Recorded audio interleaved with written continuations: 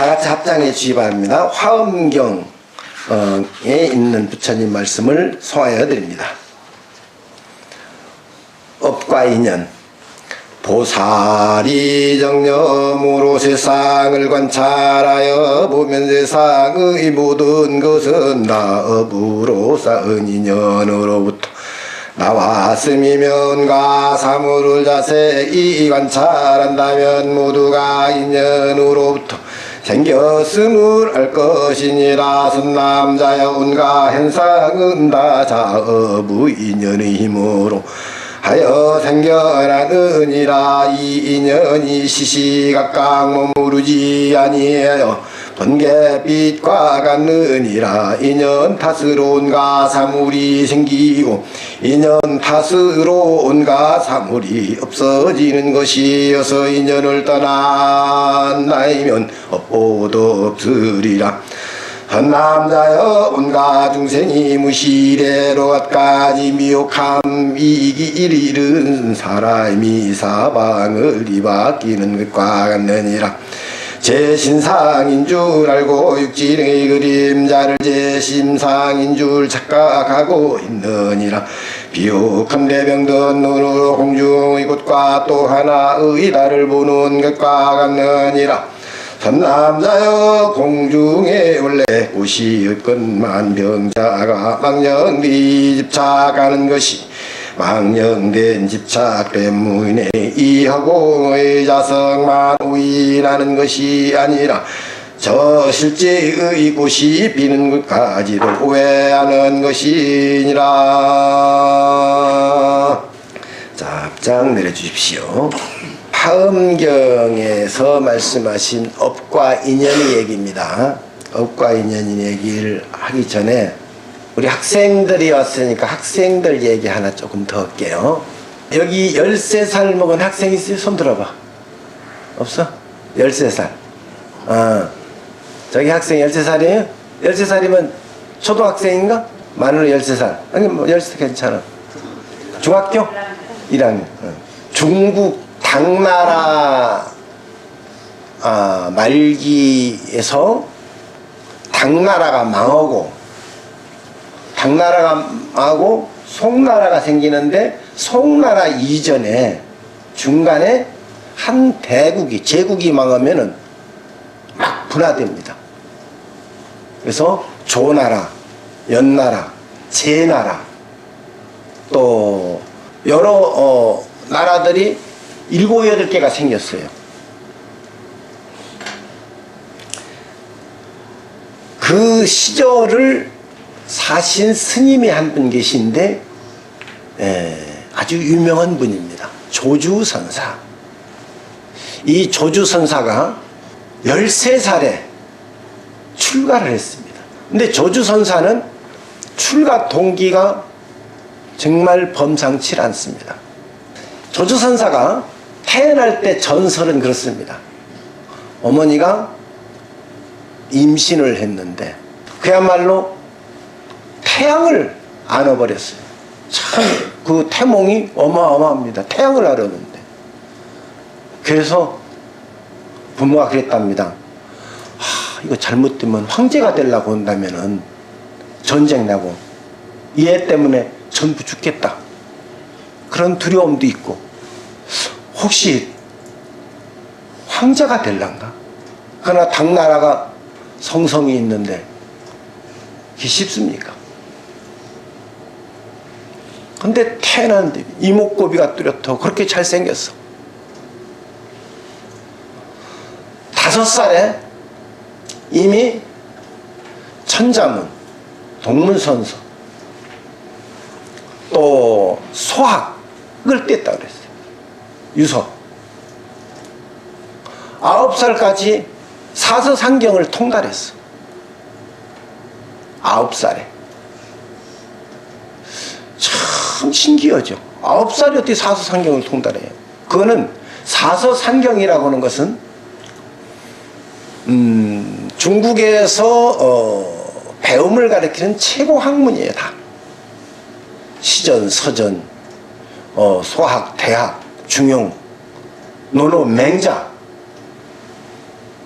이런 걸 터득을 해야 되는데 이건 나이가 있어야 돼요. 보통 이런 걸 터득하기 위해서는 적어도 40, 50살까지 공부를 해야 의미를 알아요. 의미. 그렇게 통달하고 나서 이제 더 배울 것이 없다 그랬어.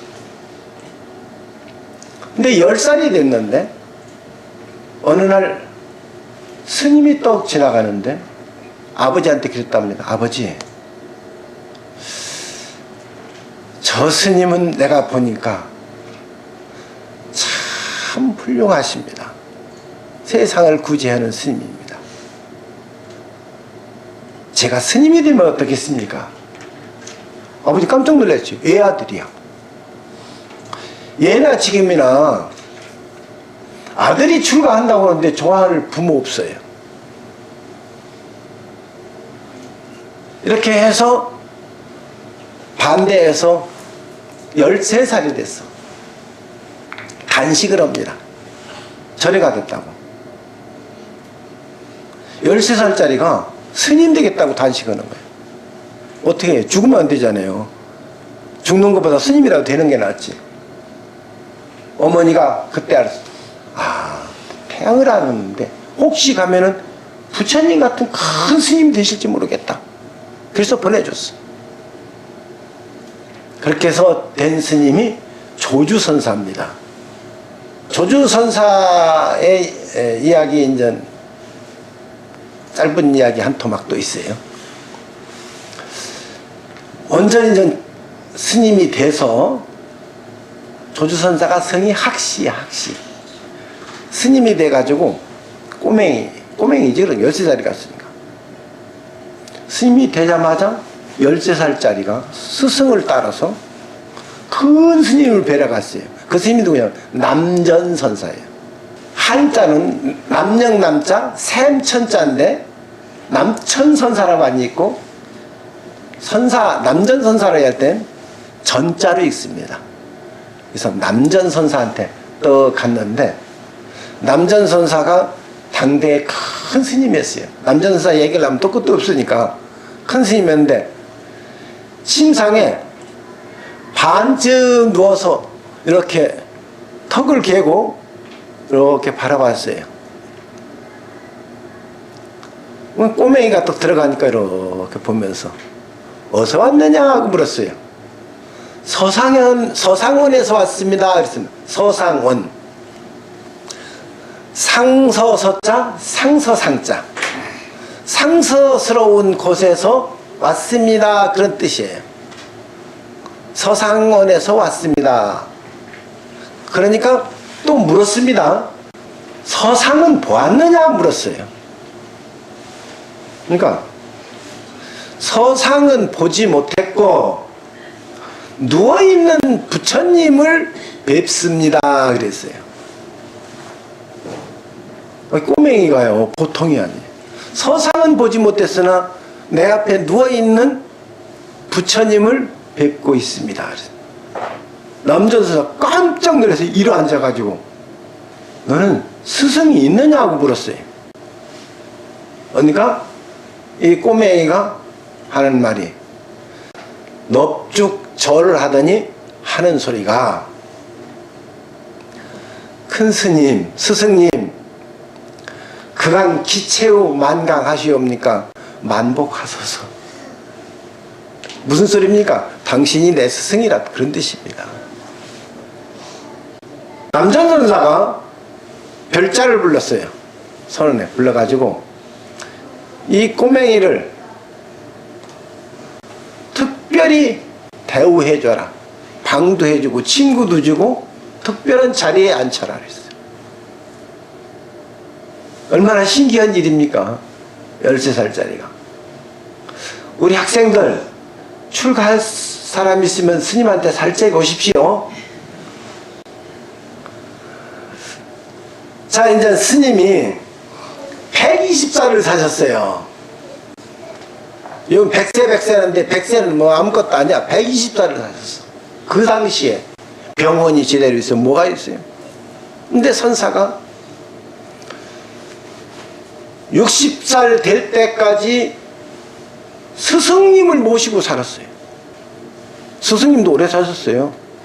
스승님을 모시고 살았는데 스승님이 열반하셨어. 남전선사가 60대서부터 80대까지 20년 동안 행각을 했다 그랬어요. 그전에도 행각을 많이 하긴 했어요. 걸망을 지고 행각이라는 건 이 절 내가 살고 저 절에서 살고. 스님들은 말이죠, 부자입니다. 행사 가서 살아도 되고 통도사 가서 살아도 되고 다 내 집이야. 행각을 하다가 관음원이라고 하는 데로 돌아왔어요. 지금 조주라고 하는 땅에 가면은 조주선사, 조주사가 있습니다. 원래 그게 관음원입니다. 관음은 조그만 절이야. 말하자면 세존사 많은 절이 조그만 절이야. 80에서 관음원을 가니까 주지하라는 거야. 80 노인 보고. 그래, 내가 주지해야지.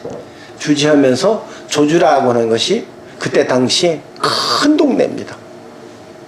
인구가 한 4, 5만 명이 사는 큰 동네야. 근데 스님이 매일 탁발을 하러 나가셔요. 점심때만 되면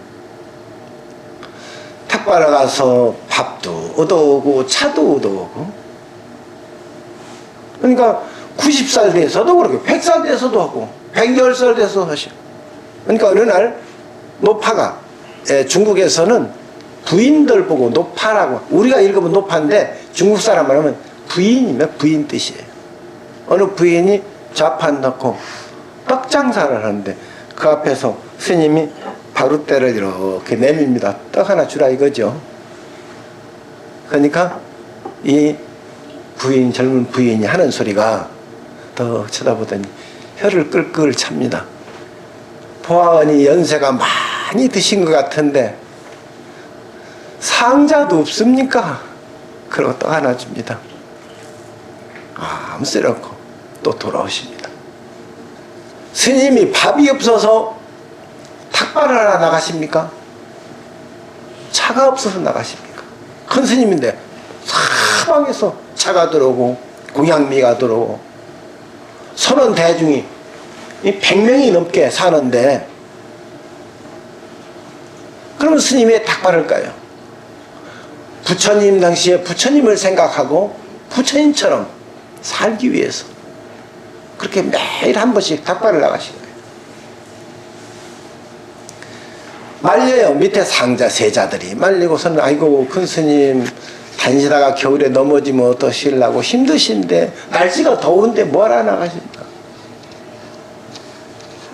네 일은 네 일이고 내 일은 내 일이다. 조금 전에 제가 업과 인연이라는 말씀 읽어드렸죠. 화엄경에. 업은 네 일은 네 일이고 내 일은 내 일이야. 내가 닦는 것은 내가 닦는 것이고 내가 닦는 것은 내가 닦는 거야. 내가 닦아서 너를 줄 수 없고 네가 닦은 것을 내가 받을 수가 없어요. 본인이 닦아야 돼. 본인이 치워야 돼. 본인이 넘어져서 넘어진 땅에서 자기가 일어나야지. 다른 사람이 일으켜주는 사람은 그 사람은 불구자기 때문에 다른 사람이 일으켜주는 겁니다.